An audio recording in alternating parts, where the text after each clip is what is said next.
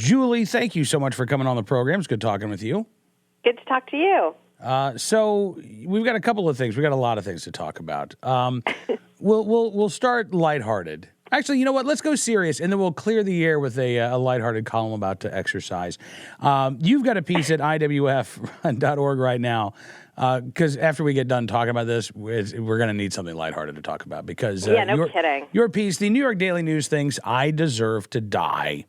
Yes, apparently the New York Daily News thinks that you deserve to die, thinks that I deserve to die. Apparently, millions of Americans who are NRA members, Julie, are beneath contempt, according to the New York Daily News. Yeah, so Linda Stasi, the appropriately named Linda Stasi, she wrote this. She's a columnist for the New York Daily News. I honestly, I was so upset when I read what she wrote. I wrote this blog piece in maybe 20 seconds. I was so angry and so upset about the totally inappropriate thing that she had to say. And what she said is that one of the 14 San Bernardino victims, a man named Nicholas Thalassinos,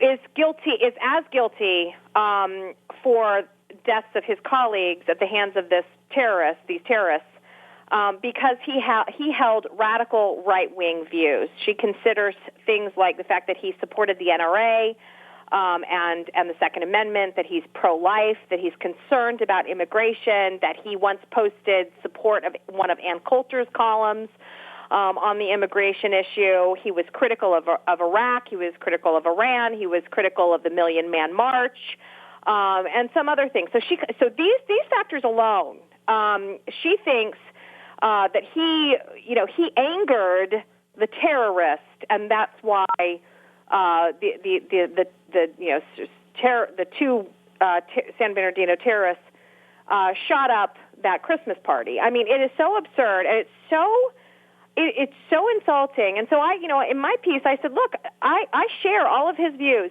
I support the Second Amendment. I support the National Rifle Association. I am pro-life. I really worry about immigration. Thalassinos also has talked about the rise of anti-Semitism. I think that there has been an increase of anti-Semitism among the political class and journalists in this country. I am very concerned about this stuff.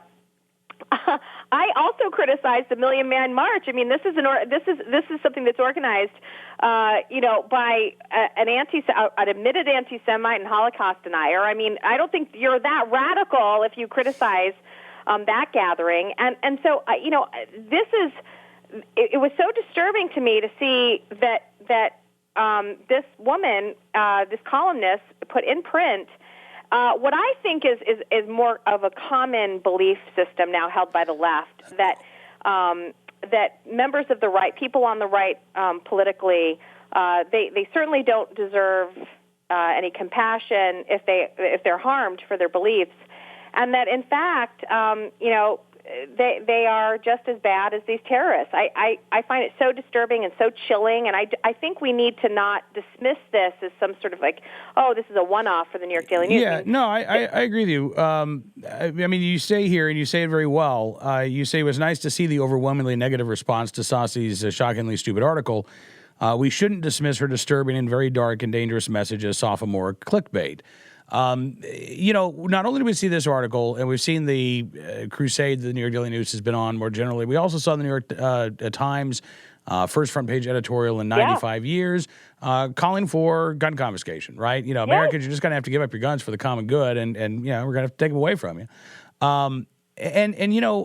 I've heard a lot of this too, Julie, it's just posturing. It's Glenn Reynolds had a great piece in USA Today talking about how this was stray voltage. This is designed to get us talking about what the New York Times is saying as opposed to the abysmal failures of the Obama administration. And there may be something to that. But at the same time, I think these things are also said, even if they are stray voltage, even if they serve another purpose, they are said with great sincerity. And we shouldn't ignore that.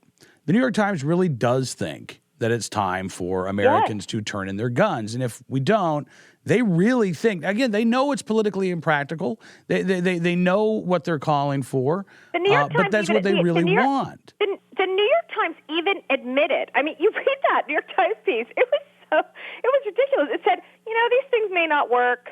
but at least they're trying. Yeah. So according to the New York Times, the only thing that matters is that you try. You can pursue failed policies that actually harm people, but as long as you're trying, the efficacy of these policy decisions do not matter. It doesn't matter if it works or not. It's just that you're trying. Look, Victory now, success is measured by if you're trying, not if it actually reduces gun violence or reduces deaths. The New York Times piece, they sort of defeated their own argument in the piece. Well, the White House hashtag right now is literally do something.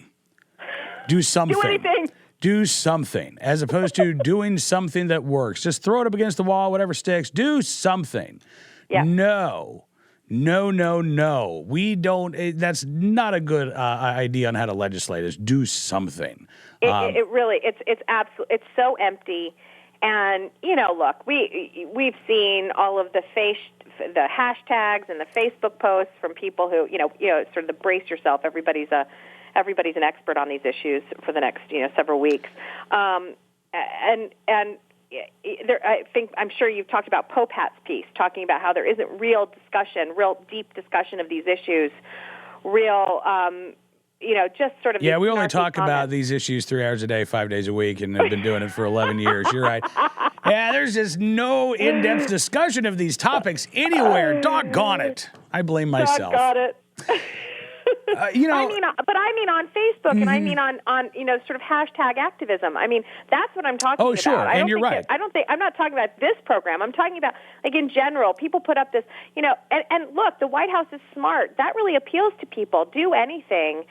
It's time. These kind of phrases, it's time, do anything, how many have to die? These are the kinds of comments that don't require any depth of knowledge. They just, just want to do that. Look, and I know I always turn every conversation back to the obesity issue and, like, food and stuff like that, but look, we've seen this with, soda taxes and all sorts of things. Like, politicians, they know these things don't work, but they want to look effective, and then when election time comes around, they can say, look, see, I did something. It doesn't matter that it doesn't work. Menu labels, all this stuff. None of this stuff works, and it doesn't matter anymore. It used to matter. Policy, you used to be a good politician if the policies worked.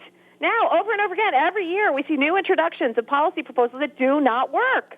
But they can say, I've done something. Well, that's exactly right. But that's because lawmakers make laws, or that's that's what they try to do. That's all they do.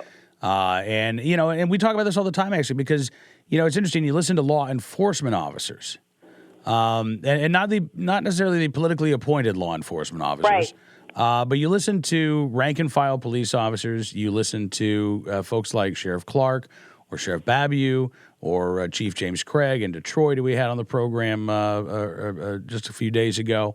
And what they will tell you is something very, very different than the average anti-gun politician. And these are the folks, again, the men and women who are tasked with enforcing these laws that lawmakers make. And they're not calling for sweeping gun bans. In fact, they you ask the average rank-and-file police officer, Police One did a survey about this a couple years ago, they say the number one thing that they would like to see in order to try to prevent or stop these types of mass shooting attacks is more people being able to carry a concealed firearm.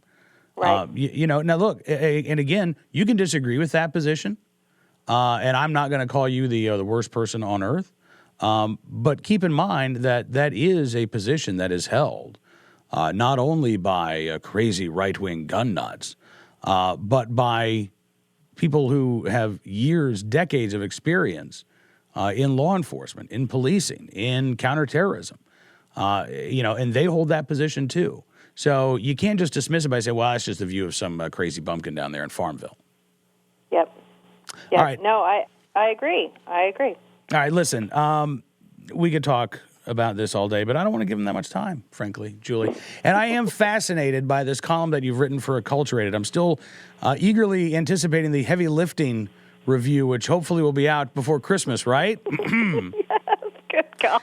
I understand you've been busy exercising, and it's really cut into your time to read and review books. That's right. My muscles are so sore, I'm finding it difficult to type. Every copy counts. That's all I'm saying. It's coming.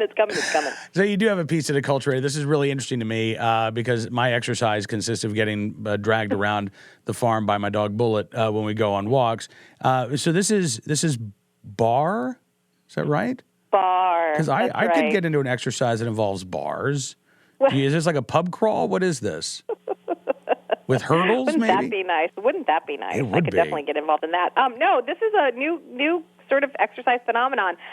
Those who know me well know that I'm not in any way a fitness fanatic. I'm not even interested in fitness. And frankly, I find women who are overly interested in fitness to be rather dull. So I was told by a friend that I would really enjoy this class, so I decided to go with her. I was skeptical. But I did enjoy it quite a bit. And what's so interesting is I start my article off talking about how recently the Blaze had a great interview with a man who had been released from prison after 44 years of incarceration. And so it was like talking to someone who had just experienced time travel. And he was really amazed by sort of, like he didn't understand cell phones and Bluetooth. And, he was shocked by all the different colors of soda that were available. And anyway, it was kind of like an interesting article. And I was thinking of that when I went to this class, because now exercise has really changed from when I was really into it a long time ago. I was always at the gym in college, and I did a lot of. I always worked out before I had kids, but then I had kids and my life changed, and so for me, it was a little bit like time travel. I'm used to sort of the aerobics, high intensity step Right. aerobics, that kind of stuff. And now exercise is some types of, those things still exist, but now what's really popular is this isometric movements where you barely move. You do these teeny little movements, and they really isolate the muscles. And anyway, so my article is talking about that and how fascinating it was to sort of re-enter the exercise world after such a long break and to see how much it's changed. So look, and I will say, I'll say this about Barre. I'm a little bit older, and sort of pounding on my joints with these high-impact exercises is no good for me now. So while I was definitely one of the older people in the room, because these were young girls in this room, it's really suitable for me. So I give it a good review, much like I'll be giving your book in a couple weeks, or in next week, Fantastic. And, it is interesting to see the exercise trends and how they sort of swing from, one extreme to the other. So if now we're to the point, Julie, I'm just thinking ahead here. If now we're to the point where it's micro movements, like you're microaggressing your muscles, basically. That's right, microaggressing. Oh, very Right? nice. My muscles need a safe space today, let me tell you. But at some point, the pendulum's going to swing back. So I've got an idea. You ready for this? We're going to open up a series of gyms around the country to actually create the skydiving kickboxing craze. Because you really do get more of an impact workout when you are kickboxing while hurtling towards the earth at 120 miles an hour in free fall. While crapping your pants at the same time. The air, yes. Exactly. The air resistance, it gives a little extra oomph. Exercise and get an enema at the same time. I think I'm getting into. I'm going to get censored here any second now, so I need to stop. I think let's just, if only we could just stop 10 seconds ago. Listen, I appreciate you coming on the program despite the last 20 seconds of this segment. I'm sorry about that. It's quite all right. Out, yeah. No, we can't. We're just going to let that go. But we do appreciate it. We always love talking with you. And listen, I hope you have a fantastic week.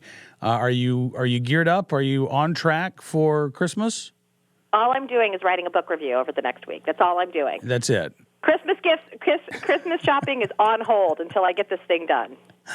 All right, I appreciate that. That's your gift to me. And Julie, listen, thank you very much. We'll talk to you soon. Thanks for having me. Julie Gunlock, we love having her on here on NRA News, Cam and Company.